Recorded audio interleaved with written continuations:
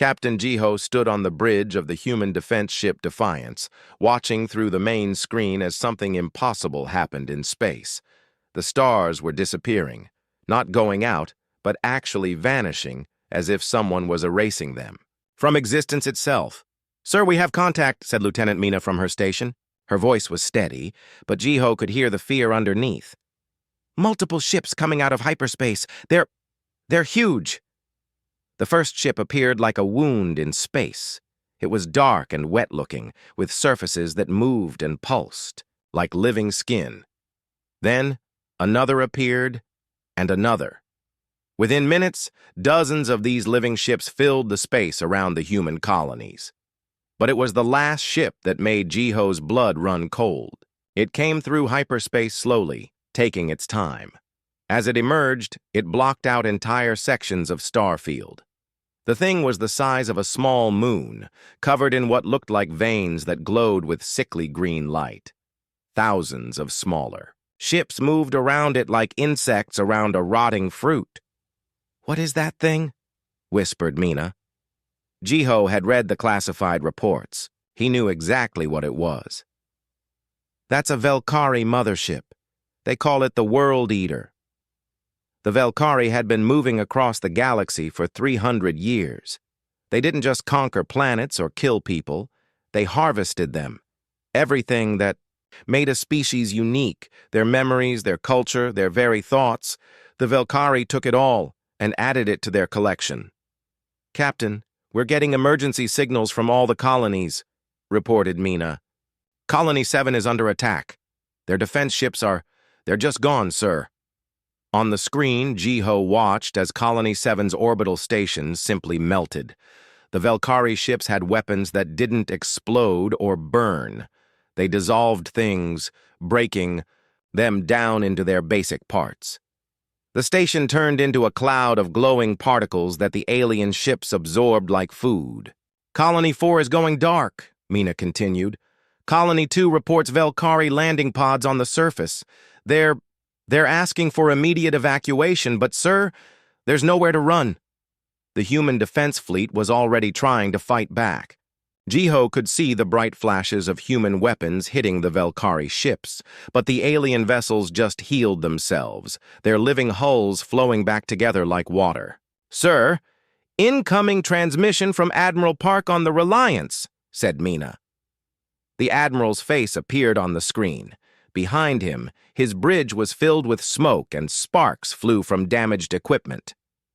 "All ships, this is Admiral Park. We cannot win this fight.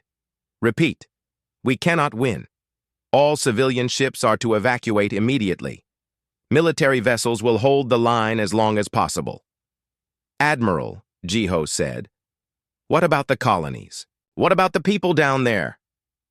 Admiral Park's face was grim. "The colonies are lost, Captain. The Velkari don't leave survivors. Our job now is to save who we can and warn Earth about what's coming." The transmission cut out. A moment later, Jiho watched the Reliance disappear in a cloud of dissolving metal and energy. "Captain," Mina's voice was urgent now, "we have Velkari ships moving toward us. 3 of them, coming fast." Jiho made his decision. "All hands, abandon ship. Get to the escape pods now." "Sir?" Mina looked confused. "We can still fight." "No," Jiho said firmly. "We can't win by fighting, but maybe we can win a different way. Get everyone off this ship. That's an order." As his crew rushed to the escape pods, Jiho stayed on the bridge. He opened a secure panel and pulled out a small device no bigger than his fist. Inside was humanity's most secret project, the digitized consciousness of a volunteer named Hyun. The man had died 6 months ago, but his mind lived on in quantum storage. "Computer, set collision course for the mothership," Jiho ordered. "Warning," the computer replied. "Collision course will result in total destruction of this vessel." "I know." "Execute the course." The Defiance turned toward the massive World Eater. The 3 Velkari ships chasing them seemed confused by this action. They had probably never seen a species that would fly directly into their mothership. As the Defiance picked up speed, Jiho thought about what the scientists had told him about Hyun's consciousness. They said human minds were different from other species. Where most alien thoughts were organized and predictable, human consciousness was chaotic and creative. It was this chaos that made humans so good at solving problems that seemed impossible. The World Eater grew larger on the screen. Up close, Jiho could see that its surface was covered in millions of small chambers, each one glowing softly. Inside those chambers were the remains of entire civilizations, broken down and stored like books in a library. 20 seconds to impact, announced the computer. Jiho strapped the device containing Hyun's consciousness to his chest. If this plan worked, if human minds really were as different as the scientists believed, then maybe one person could make a difference. 10 seconds to impact. The Velkari ships were firing at the Defiance now, but it was too late to stop it. The human ship was moving too fast. 5 seconds. Jiho closed his eyes and thought about Earth, about the billions of humans who didn't know that aliens were coming to harvest them. If this plan failed, they would all end up in chambers like the ones he could see covering the Mothership's surface. The Defiance hit the World Eater's hull and disappeared into its living surface like a stone thrown into water. The ship's hull dissolved, but the emergency pod containing Jiho survived, protected by experimental shielding. As he was pulled into the alien vessel, the device on his chest activated, releasing Hyun's consciousness into the ship's vast neural network. Inside the Mothership, something new began to spread through the collective mind of the Velkari. Something chaotic and creative and completely human. Something that would change everything. The last thing Jiho heard before losing consciousness was a voice in his head that sounded like Hyun saying, "Well, this is interesting." Jiho woke up in hell. At least that was his first thought as consciousness returned to him. The air was thick and warm, like breathing inside someone's mouth. The walls around him pulsed with a slow, steady rhythm that reminded him of a heartbeat. Everything was covered in a wet, organic coating that glowed with pale green light. He was lying on what might have been a floor, but it felt soft and squishy under his body. When he tried to sit up, the surface seemed to help him, pushing gently against his back. It was like the ship itself was alive and aware of his presence. Jiho checked his equipment. The device containing Hyun's consciousness was still strapped to his chest, though its lights were now blinking in patterns he didn't recognize. His weapon was gone, probably dissolved when the ship absorbed his escape pod. Standing carefully, he looked around the chamber. The walls curved away from him in all directions, forming a tunnel that stretched into darkness. Along the sides of the tunnel were transparent windows, and behind each window was something that made his stomach turn. Bodies floated in thick liquid, but they weren't really bodies anymore. They looked like they were melting, their features slowly dissolving, while strange lights flickered inside their skulls. Some were clearly human, but others belonged to species he had never seen before. All of them had the same peaceful expression on their faces, as if they were having pleasant dreams while their bodies turned to soup. "Fascinating, isn't it?" said a voice behind him. Jiho spun around, expecting to face some horrible alien monster. Instead, he saw what looked almost like a human woman. She was tall and pale, with large dark eyes that seemed to see too much. But there were differences that marked her as alien. Her fingers were too long, her ears came to slight points, and when she smiled, her teeth were too sharp. "You're Velkari," Jiho said. "I am Dasom," she replied. "And you are the first human to survive entry into our ship with your mind intact." "Very interesting." She moved closer, walking with a smooth grace that seemed unnatural. The organic floor beneath her feet glowed brighter with each step, as if responding to her presence. "Most beings lose consciousness during absorption," Dasom continued, studying Jiho like he was a specimen in a laboratory. "Their minds simply shut down when they realize what is happening to them. But you remain awake and aware. Why?" Maybe because I'm not afraid of you, Jiho lied. Dasom laughed. Sound like breaking glass. Oh, you are afraid. I can smell it on you. But you are also something else. Determined? Angry? I cannot quite identify the emotion. She gestured to the chambers around them. These are our storage units. Every being you see here has been processed and added to our collective consciousness. Their memories, their knowledge, their very essence becomes part of us. It is a form of immortality, really. It's murder, Jiho said. Is it? Dasom tilted her head. When you eat food, do you consider yourself a murderer? These beings continue to exist within us. They are not destroyed, merely reorganized. She led him deeper into the ship, through corridors that pulsed and shifted around them. Sometimes the path would open up into vast chambers filled with thousands of storage units. Other times, they would walk through narrow passages that felt like moving through the inside of some giant creature. I study consciousness, Dasom explained as they walked.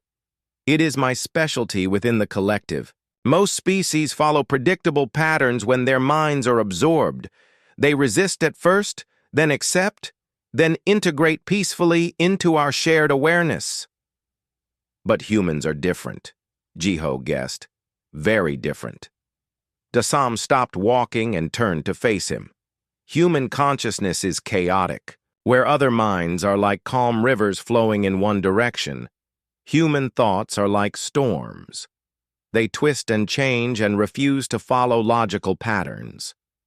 They entered a new chamber, this one filled with complex organic machinery that hummed and whispered. Screens made of what looked like living tissue showed streams of data flowing in patterns that hurt to look at. We have processed 47 humans in the past year, Dasom continued. Each time, their consciousness causes problems in our collective. Small disruptions at first, but they grow larger. Human thoughts seem to infect other minds, making them question and doubt and think independently. Jiho felt a spark of hope. So you can't control us. We can control your bodies, Dasom said. But your minds... She gestured to one of the screens. Look. The screen showed what looked like a map of the ship's neural network. Most of it glowed with steady blue light, but there were spots of flickering red scattered throughout. Each red area represents contamination from human consciousness. Dasom explained. They appear randomly and spread to nearby systems. We have tried to purge them, but they always return. It is as if human thoughts have a life of their own. As she spoke, new red spots appeared on the map. They flickered and pulsed like tiny hearts beating inside the ship's vast mind. Why are you telling me this? Jiho asked. Dasom was quiet for a long moment. Because I believe you are connected to this contamination. Ever since your ship crashed into us, the disruptions have increased dramatically. And there is something else. She touched one of the organic control panels, and the room filled with a low humming sound. We have been detecting ghost signals in our network. Transmissions that appear and disappear before we can trace them. Someone or something is moving through our systems, but we cannot identify what it is. Jiho thought about Hyun's consciousness, now loose somewhere in the ship's neural network. If Dasom was right, if human minds really could resist the Velkari collective, then maybe Hyun was already starting to fight back from the inside. I want to understand, Dasom said suddenly. For centuries we have absorbed thousands of species, without difficulty. But humans break everything. I need to know why. She looked at Jiho with those two large eyes. I will keep you alive and unprocessed for now. In return, you will help me study this phenomenon. Perhaps together, we can find a solution to this problem. Jiho nodded, though he had no intention of helping her solve anything. Instead, he would find a way to make the problem much, much worse. In the ship's neural network, Something that had once been Hyun was learning to navigate the vast electronic ocean of the Velkari collective mind. And it was discovering that chaos, properly applied, could be a very powerful weapon indeed. Deep inside the ship's neural network, Hyun was having the strangest experience of his life, or afterlife. He wasn't sure which term fit better since he had died 6 months ago. Yet here he was, thinking and moving through an electronic world that defied description. The Velkari network was like swimming through an ocean of minds. Billions of consciousness flowed around him, but they all moved in the same direction, thought the same thoughts, felt the same emotions. It was peaceful but terrifying, like being caught in a river that wanted to wash away everything that made him unique. But Hyun had always been stubborn. Even as the collective tried to absorb him, he held on to his memories. The taste of his grandmother's soup, the sound of rain on his apartment window, the feeling of laughing with friends. These simple human experiences were like anchors that kept him from being swept away. As he explored deeper, Hyun began to notice something the Velkari had missed. Hidden in the vast flow of collective consciousness were tiny pockets of resistance. Fragments of minds that had refused to be completely absorbed. Most were weak and scattered, but some were stronger. He reached out to one of these fragments and felt a familiar warmth. Human. Definitely human. "Who's there?" The voice came from everywhere and nowhere at once. "My name is Hyun. I'm here to help." The fragment grew stronger, pulling itself together like scattered drops of water forming a puddle. "Taiho, I was an engineer on the mining station at Kepler 7. How long have I been gone?" "I don't know," Hyun admitted. "But you're not gone. You're still here, still fighting." Together, they began searching for other human fragments. They found Yuna, a pilot who had been captured 3 months ago. Then Nari, a scientist who remembered being taken from a research station. Each time they made contact, the human consciousness grew stronger, and the collective around them grew more unstable. Meanwhile, in the physical world of the ship, Jiho was learning just how vast the World Eater really was. Dasam had been leading him through different sections for hours, each one stranger than the last. They passed chambers filled with what looked like enormous brains floating in tanks. They walked through corridors lined with screens that showed the thoughts and memories of absorbed beings playing like movies. "This is our archive," Dasam explained, as they entered a room that stretched out beyond sight. "Every piece of knowledge, from every species we have encountered, is stored here. Art, science, history, philosophy, all of it preserved forever." "Preserved as trophies?" Jiho said. "Preserved as immortality," Dasam corrected. "Death is the greatest waste in the universe. We prevent that waste." But as they talked, alarms began sounding throughout the ship. The organic walls around them flickered with red warning lights, and the floor beneath their feet trembled.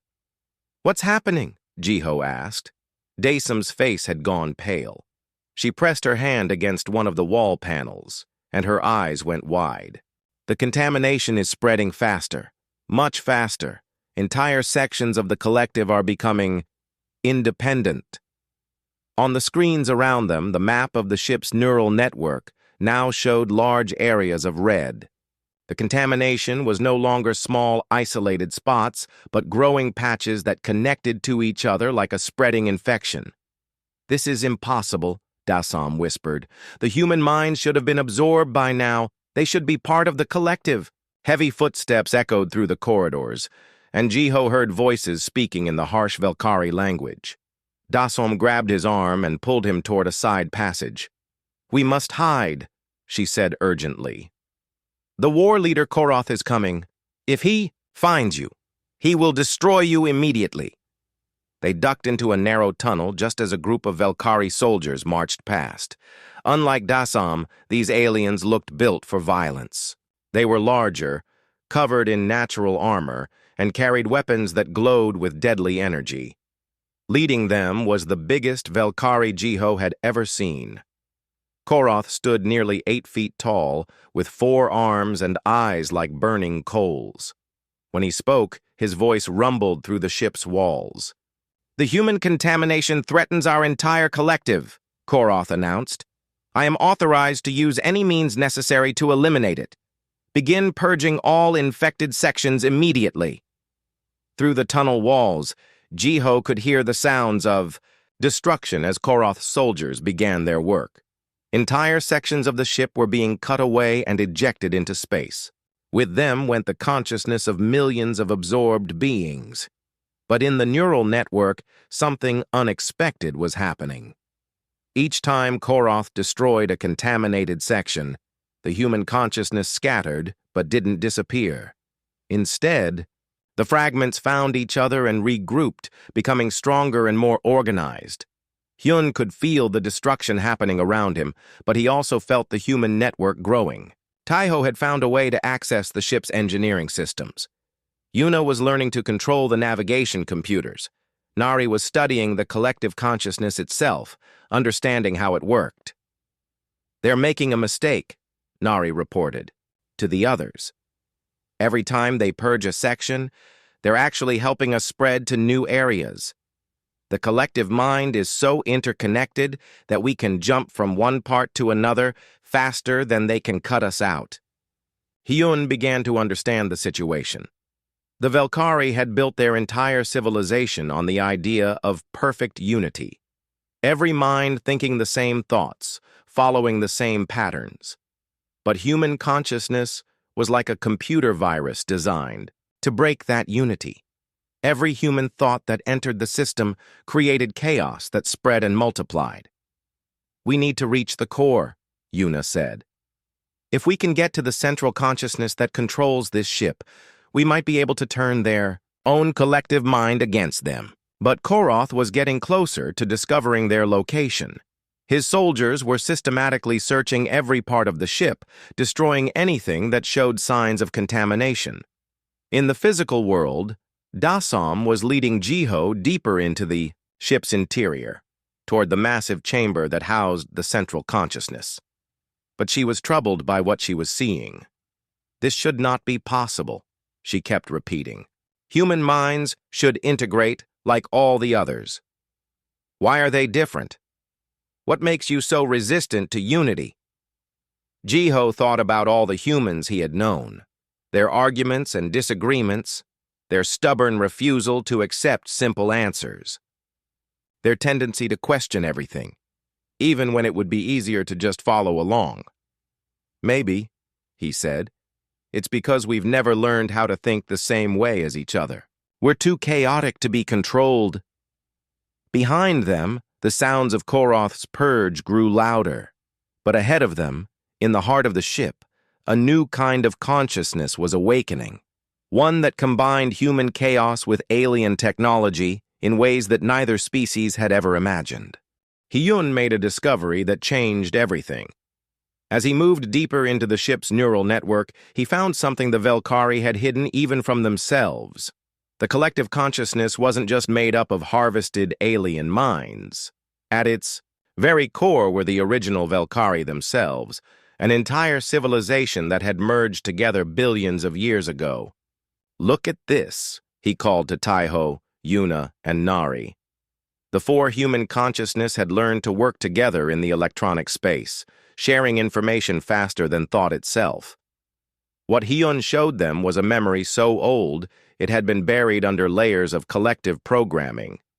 It was the memory of individual Velkari living on a planet, making choices for themselves. They had families and dreams and disagreements, just like humans.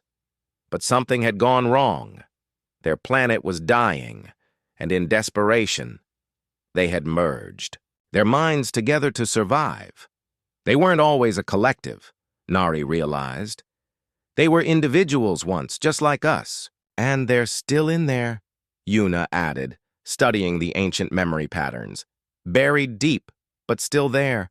All those individual personalities, forced to think as one." Taiho, who understood engineering better than the others, saw the bigger picture. The ship isn't just their technology, it's their homeworld. They turned their entire planet into this ship, with all their people's minds trapped inside it. Hyun felt something he hadn't expected, pity for the Velkari. They hadn't chosen to become monsters. They had been trying to save themselves, and the solution had trapped them in a nightmare that lasted for millions of years. But this discovery also gave them a weapon. If we can wake up those original minds, Hyun said, if we can remind them what it was like to be individuals, the whole collective might fall apart. In the physical world, Jiho and Daesom had reached the heart of the ship. The central chamber was vast beyond description, filled with a pulsing organic structure that looked like a combination of brain and computer. Cables as thick as trees connected, different sections, carrying information and consciousness between them. "This is the core," Daesom whispered, her voice filled with reverence. "The first minds, the founders of our collective. They have been guiding us for countless generations." But as they watched, the core was changing. Parts of it flickered between the usual blue glow and angry red flashes. The contamination had reached even here, the most protected part of the ship. "It's beautiful and terrible at the same time," Jiho said, staring at the massive organic computer. Daesom nodded, but she looked troubled. "The contamination is affecting the founders themselves. If it spreads much further, our entire civilization could collapse." That was when Koroth found them. The war leader burst into the chamber with a squad of soldiers, his forearms holding weapons that hummed with deadly energy. When he saw Jiho, his burning eyes filled with rage. "The human plague carrier," Koroth snarled. "You will be destroyed immediately!" "Wait," Daesom stepped between them. "This human is helping me understand the contamination. If we destroy him now, we may never find a cure." "There is only one cure for contamination," Koroth replied. "Complete destruction." He raised his weapons, but before he could fire, the entire chamber shook violently. Alarms began screaming as sections of the core started flickering out completely. In the neural network, Hyun and his team had begun their assault on the buried memories. They found the first original Velkari mind and carefully separated it from the collective programming that held it prisoner. The mind belonged to someone who had once been called Veltar. For millions of years, Veltar had been part of the collective, thinking only approved thoughts and feeling only permitted emotions. But now, suddenly, he remembered what it was like to have his own ideas. The shock of individual consciousness hit Veltar like lightning. For the first time in eons, he thought a thought that belonged only to him. That thought was simple but powerful. "I want to be free." The effect spread through the core like wildfire. Other ancient Velkari minds began to remember what they had lost. They remembered having names and personalities and opinions that were different from everyone else's. "What's happening?" Koroth demanded, as more sections of the core began to fail. Daesom was studying the readouts, her face pale with shock. "The founders they're thinking independently. The collective programming is breaking down." "Then we must restore it," Koroth said. "Purge the contaminated sections before it spreads further." But Jiho could see what was really happening. The ancient Velkari weren't being contaminated. They were being freed. After millions of years of forced unity, they were finally remembering what it meant to be individuals. "You can't stop it," Jiho told Koroth. "Your own people want to be free. They always did. They just forgot how." Koroth turned his weapons on Jiho, but before he could fire, the ship lurched violently to one side. In the neural network, Yuna had taken control of the navigation systems and was turning the massive vessel around. "Where are we going?" Taiho asked her. "Home," Yuna replied. "Back to Velkari space. If this consciousness liberation can spread to other ships, we might be able to free the entire species." But Koroth wasn't finished. As individual Velkari minds began to wake up throughout the ship, he made a desperate decision. If he couldn't save the collective, he would destroy everything, rather than let the contamination spread. "Computer," he commanded, "initiate core destruct sequence." "Core destruct requires authorization from the founders," the ship's computer replied. "I am giving that authorization," Koroth growled. "Authorization denied. The founders are currently unavailable." In the core chamber, Jiho could see what was happening. The ancient Velkari minds were so busy rediscovering their individuality that they couldn't agree on anything, including whether to destroy the ship. For the first time in millions of years, they were arguing with each other. Koroth roared in frustration and began firing his weapons directly at the core structure. If the computer wouldn't destroy the ship, he would do it himself. But the newly awakened Velkari minds had allies now. Hyun and his human network moved to protect them, using their chaos and creativity to confuse Koroth's targeting systems. The weapons fired, but they hit empty spaces as the core's defensive systems, now controlled by free-thinking minds, worked to protect themselves. The battle for the soul of the Velkari civilization had begun, and for the first time in millions of years, the outcome was uncertain. Individual consciousness was spreading through the ship like a wildfire, and no one knew if the ancient collective could survive the return of free will. All Jiho knew was that something fundamental had changed. The question was no longer whether humans could survive in the Velkari ship, but whether the Velkari could survive becoming human.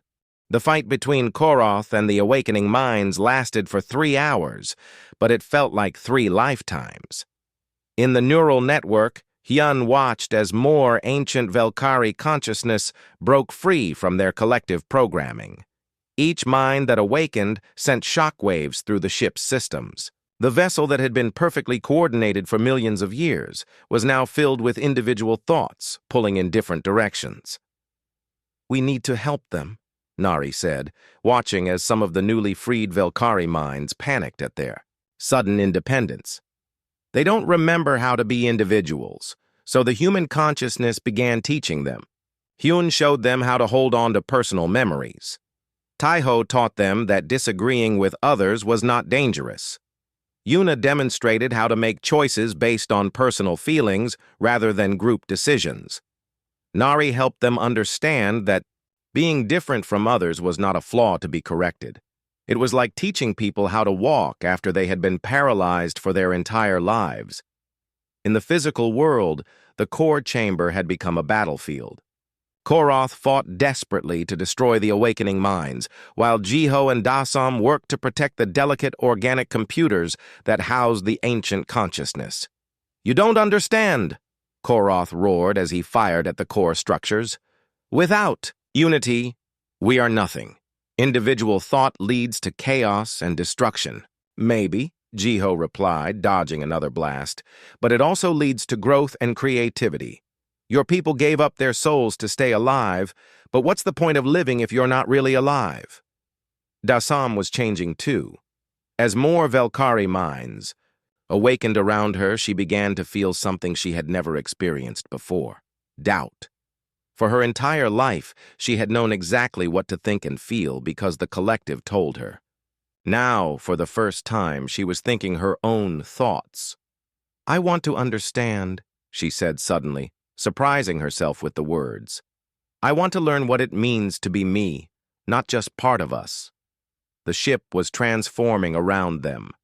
Sections that had been perfectly organized were now chaotic as different minds took control of different systems. But something wonderful was happening too. Parts of the ship that had been cold and mechanical were becoming warm and alive as the original Velkari remembered what their homeworld had been like. In one section, a group of awakened minds turned their area into something that looked like a garden with plants and flowing water. In another, freed consciousness created art on the walls, the first new Velkari art in millions of years. But the most important change was happening in the storage chambers where the absorbed beings were kept. As the collective programming broke down, some of the dissolved minds began to reform. Species that had been harvested centuries ago started to wake up, their consciousness returning as individual thoughts rather than part of the Velkari collective. "Look," Yuna called out from her position in the navigation systems. "We're not the only ones fighting back." Throughout the ship, the minds of hundreds of species were beginning to stir. Dragons from the Antares system, crystal beings from the Vega colonies, energy creatures from the galactic core. All of them were remembering who they had been before the Velkari absorbed them. Koroth saw what was happening and made a final desperate attack. He charged directly at the core, intending to destroy it with his bare hands if necessary. But Jiho was ready for him. The fight was brief but violent. Koroth was larger and stronger, but Jiho had something the Velkari warrior didn't: the support of every awakening mind in the ship. As they fought, Hyun and the human network guided Jiho's movements, while the freed Velkari minds confused Koroth's senses. When it was over, Koroth lay unconscious on the chamber floor. But he wasn't defeated. He was changing. The individual consciousness spreading through the ship had reached him, too, and for the first time in his life, he was thinking his own thoughts. What is happening to me?" Koroth whispered as he woke up. "I feel different." "You feel like yourself," Dasom said gently. "Welcome to independence." Over the following days, the World Eater became something entirely new. The ship that had been a weapon of destruction became a place of healing and growth. The awakened minds worked together, not because they were forced to, but because they chose to. Hyun and his human network found that they could exist both in the digital world and project themselves into physical bodies made from the ship's organic systems. They chose to remain partly digital, serving as guides and teachers for the newly awakened consciousness. "We can go back," Jiho told them during one of their meetings. "Earth is safe now, and I'm sure they'd welcome you as heroes." "But we're needed here," Hyun replied. "These minds are like children learning to walk. They need time to understand what freedom means." Taeho had become fascinated with the ship's engineering systems and was working to transform the World Eater from a harvesting vessel into something that could actually help species instead of destroying them. Yuna spent her time teaching navigation to the freed minds, showing them that they could choose where to go instead of following predetermined paths. Nari worked with the awakened consciousness to understand their own psychology and help them heal from millions of years of forced unity. The ship began visiting other Velkari vessels. At first, the other collectives tried to fight them, seeing the World Eater as contaminated and dangerous. But the awakened minds found that individual consciousness was contagious. Simply by communicating with other ships, they could spread the idea of freedom. One by one, the Velkari harvest fleet began to awaken. Each ship that gained individual consciousness stopped harvesting and started healing. The absorbed minds in their storage chambers were freed and helped to recover their original forms. Within a year, the entire Velkari civilization had transformed. Instead of a collective that consumed other species, they became a confederation of individuals who helped others grow and learn. Daesom, who had chosen to keep her original name rather than selecting a new one, became an ambassador to other species. She traveled throughout the galaxy, teaching others about the importance of individual consciousness and helping to heal the damage that the collective had caused. Koroth, surprisingly, became a protector. His warrior instincts remained, but now he fought to defend the right of beings to think their own thoughts rather than forcing them into unity. Jiho eventually returned to Earth, but he came back frequently to visit his friends who had chosen to remain with the ship. Each time he visited, he found the World Eater had grown more beautiful and more alive. The title had been fulfilled in an unexpected way. One human had boarded the Velkari Mothership, and indeed, no one had made it out. But that was because they had all chosen to stay and build something better than what they had before. In the end, the greatest victory wasn't defeating the Velkari, It was helping them remember how to be themselves.